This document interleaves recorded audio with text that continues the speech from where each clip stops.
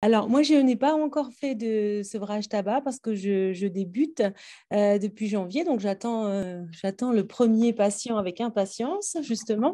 Et en fait, je me posais la question, si un patient vient et justement, il ne veut pas de substitut nicotinique, enfin, voilà, c'est son souhait, qu'est-ce qu'on fait?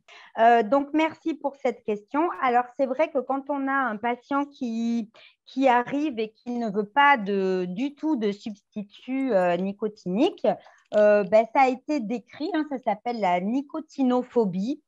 En fait, comme on le disait ben, pendant la présentation, parfois les patients, en fait, ils ne veulent pas parce qu'ils ont eu une mauvaise expérience, parce qu'ils ont essayé et que ça n'a pas eu d'incidence sur leur consommation, parce qu'ils s'attendaient peut-être à quelque chose de plus miraculeux, on va dire, et que finalement, ben, ça n'a pas fait le job, enfin d'après eux. Donc, finalement, ils veulent plus de patch ou parce que ben, quand ils l'ont mis, ils ont eu une allergie, ou parce que finalement, ben, ils n'aiment pas les médicaments, ils sont contre les médicaments et ils veulent quelque chose de naturel. Alors en fait, derrière toutes ces situations, et il y en a encore d'autres, il faut vraiment aller fouiller un petit peu. D'après l'expérience du patient, l'amener en posant certaines questions, à parler de son expérience. Alors parfois, on peut l'amener en expliquant l'intérêt des patchs, ben, notamment en expliquant que ce traitement va être là pour diminuer, voire carrément arrêter les envies de consommer et qu'en plus, ça va les aider à finalement pas prendre de poids, ça va les aider à être moins énervés, ça va… En fait, quand on explique tout ça, peut-être qu'on peut lever un petit peu les résistances du patient et les amener. Mais encore une fois, il faut partir de ce que le patient veut expérimenter et veut faire. Et si finalement, lui, il a envie d'essayer l'aromathérapie ou l'homéopathie, ben, on va peut-être l'accompagner quand même là. Et puis, lui représenter un petit peu plus tard nos fameux substituts nicotiniques. Ce qui est intéressant aussi dans les substituts nicotiniques et dans tous les traitements finalement des pathologies chroniques, c'est que comme pour beaucoup d'entre vous, vous pratiquez l'éducation thérapeutique, c'est vraiment de mettre la personne au cœur en fait de son traitement et de se sentir autonome avec celui-là. C'est-à-dire qu'il y a un moment, avec un peu de pratique et d'ancienneté avec vous dans l'accompagnement, vous allez pouvoir expliquer à ce patient que ben, par exemple, s'il sent un signe de surdosage ou de surdosage, il va pouvoir adapter son traitement. De la même façon, vous allez le mettre à l'aise en lui disant, ben, lui, il va vous dire, ben, dimanche, j'appréhende parce qu'il y a une grosse réunion de famille. J'ai trois cousins qui fument comme des pompiers. Il va peut-être y avoir mon ex et je sais que ça va me stresser. Enfin, je vous raconte n'importe quoi. Euh, et donc, vous allez lui dire, bah, écoutez, très bien, c'est bien que vous partagiez ça parce qu'on va pouvoir anticiper la situation. Et ben moi, je vous propose de faire ça, c'est-à-dire avant votre repas, ben, vous allez mettre un deuxième patch, vous allez augmenter votre dose de nicotine, vous allez amener des gommes, des pastilles, vous allez vous dire, bon, plutôt que d'aller prendre trois verres d'alcool à la suite au lieu d'un, parce que ça peut être aussi le risque dans un temps convivial, ben, vous allez plutôt sortir, aller vous balader, faire le tour du quartier et revenir quand vous sentez que l'envie est là et que malgré la pastille, ça s'est pas passé. Vous voyez ce que je veux dire? Mais vous avez finalement augmenté les capacités de votre patient c'est des capacités d'auto-soin finalement, à repérer son craving et à agir en conséquence. Et ça, c'est quelque chose qui fonctionne très bien parce que le patient, il n'est pas sous la gouttière à recevoir vos bons conseils, vos traitements, vos ordonnances. Il n'y a pas que ça. Il apprend lui aussi à gérer son addiction et cette pathologie chronique qu'il découvre finalement aussi. Donc, c'est intéressant comme levier, je trouve. Un patient, je lui ai demandé à un patient s'il fumait. Il m'a répondu oui, 30 cigarettes par jour. Et je lui ai demandé s'il envisageait d'arrêter. Il m'a répondu qu'il avait un cancer du poumon, ne veut pas arrêter et qu'il aime fumer. Que dois-je lui répondre? Le fait d'arrêter de fumer maintenant va améliorer la santé? Point d'interrogation. J'étais dans l'impasse.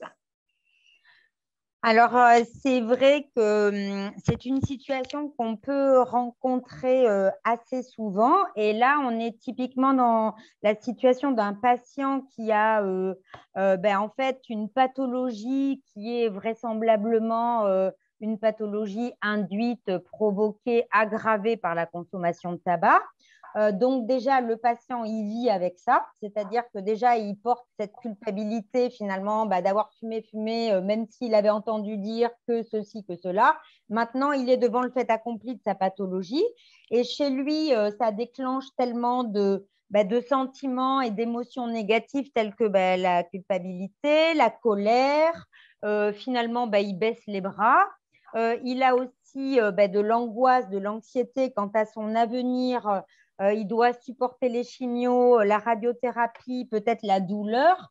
Finalement, c'est tellement incroyable, mais finalement, il va gérer tout ça avec le tabac. Et il est vraiment enfermé dans ce cercle vicieux de comportement qu'est l'addiction. Et pour lui, c'est vraiment une montagne que d'arrêter à ce moment-là. Et puis finalement, à quoi bon? Parce que c'est déjà fait, quoi. Alors, c'est vrai que c'est très difficile d'aller chercher ces patients-là, de les amener sur le terrain de la modification, mais on peut petit à petit le faire, alors notamment en expliquant ce qui est tout à fait prouvé, que finalement, arrêter de fumer, modifier sa consommation de tabac, ça va augmenter l'efficacité des traitements, ça va diminuer les effets secondaires, tels que les nausées, tous les effets secondaires des chimiothérapies et radiothérapies. Et ça va surtout améliorer sa qualité de vie. Parce que déjà, ce patient, il a toutes les chances d'être anxieux, dépressif, d'être complètement, qu'il n'ait plus de motivation, ça c'est sûr.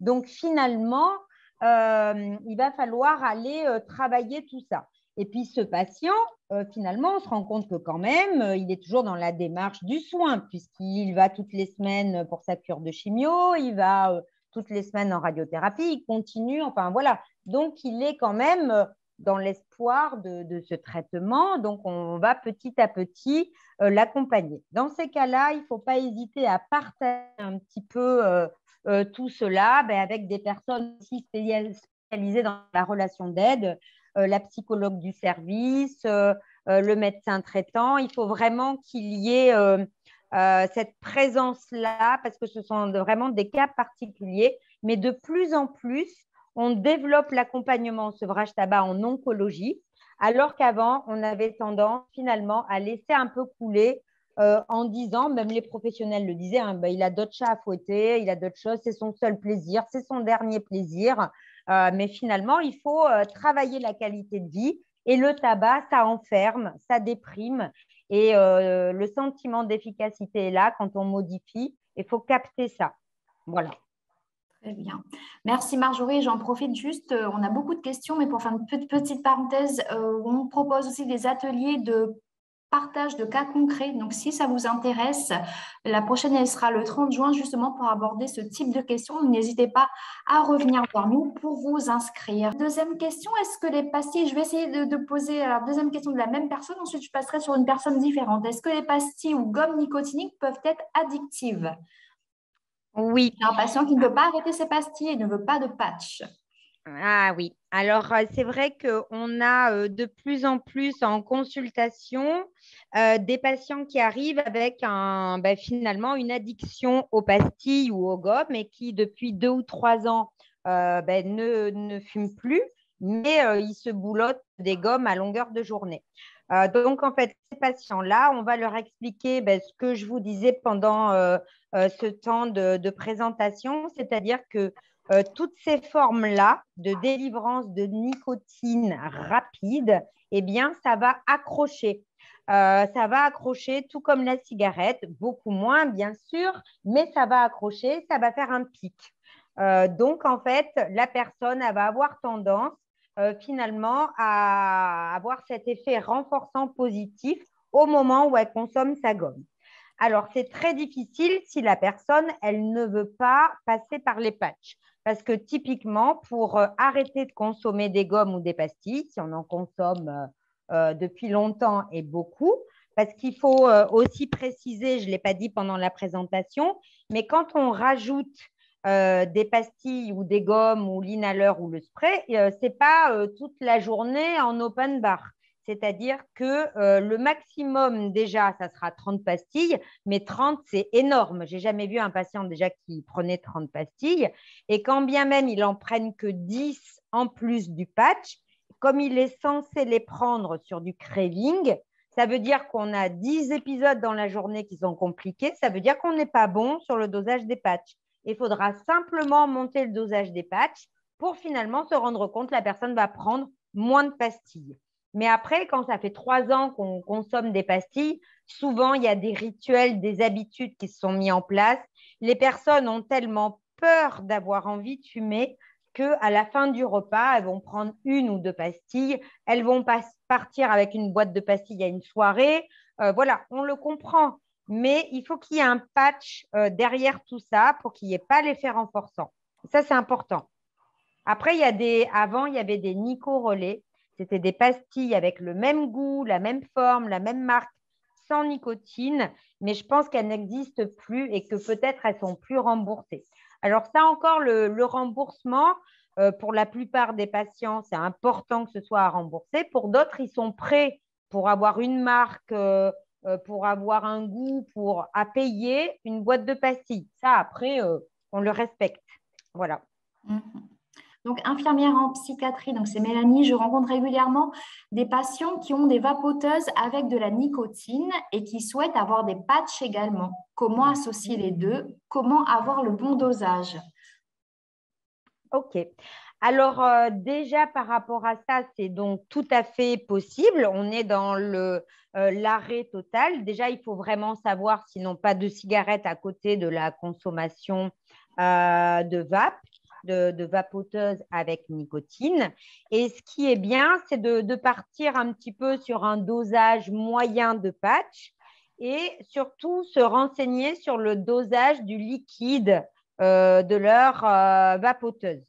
Parce qu'en fait, souvent, la personne, elle aura tendance à avoir un dosage minimum parce qu'elle ne veut pas trop se charger en nicotine. Donc, finalement, elle va vaper très souvent parce que le corps, il n'a pas reçu à chaque fois ce qu'il voulait. Donc, ça, c'est important.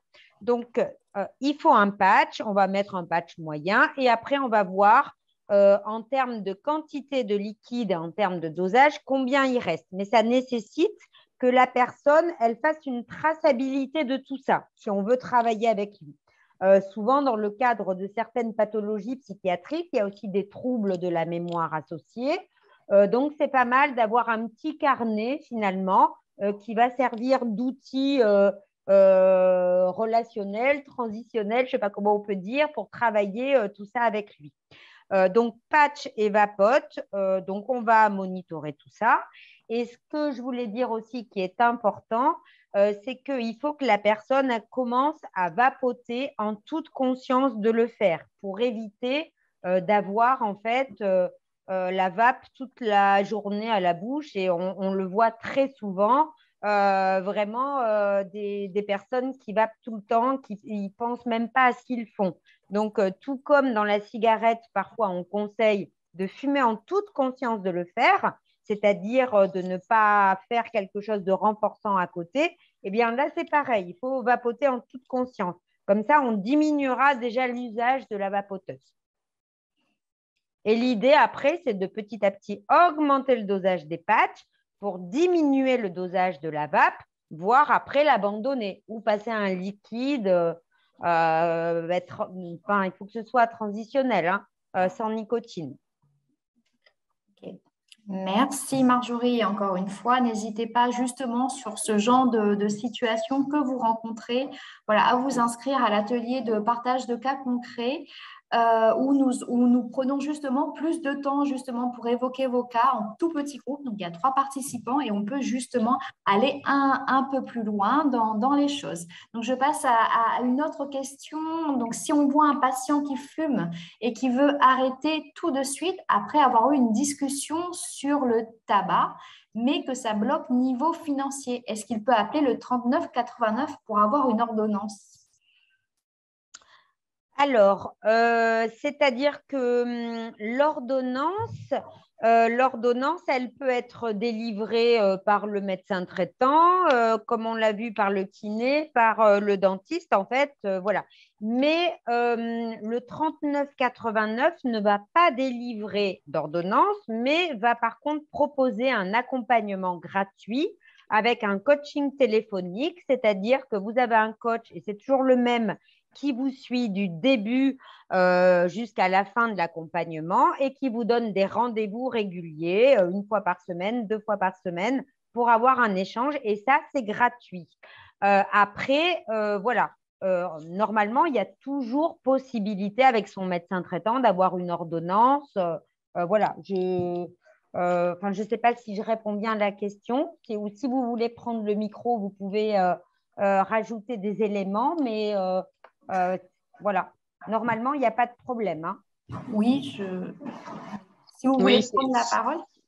Oui, c'est ça. C'est que, en fait, je suis préparatrice en pharmacie et moi, tout de suite, je peux pas, si ça bloque au niveau financier, donner des patchs, Oui. des patchs. Oui, oui. Voilà. Alors, effectivement, le plus simple à faire, c'est peut-être d'envoyer la personne chez son médecin traitant, de revenir. Enfin, c'est vrai qu'il faut capter un petit peu son attention et qu'il revienne. Mais en règle générale, les médecins traitants, surtout pour une ordonnance de substitut, peuvent très bien la mettre dans une enveloppe dans la salle d'attente. Enfin, il y a souvent des arrangements et on n'est pas obligé d'aller payer une consultation peut-être pour avoir l'ordonnance de départ. Enfin, j'ose imaginer, surtout si ça bloque au niveau financier. Voilà. Oui, c'est ça. C'était pour éviter justement cette fenêtre, Oui. cette ouverture. Voilà, c'est ça, tout à fait. Le médecin traitant. Et puis, comme tu l'avais bien dit, Marjorie, au début, il y a les infirmiers maintenant, les sages-femmes, les kinés, les dentistes qui peuvent aussi prescrire. Donc, voilà. Ok, il est 14 heures, donc on va mettre fin à cette vision en espérant qu'elle aura répondu à vos attentes, que vous avez pu poser vos questions. Si vous avez des questions en suspens, vous pouvez toujours nous recontacter.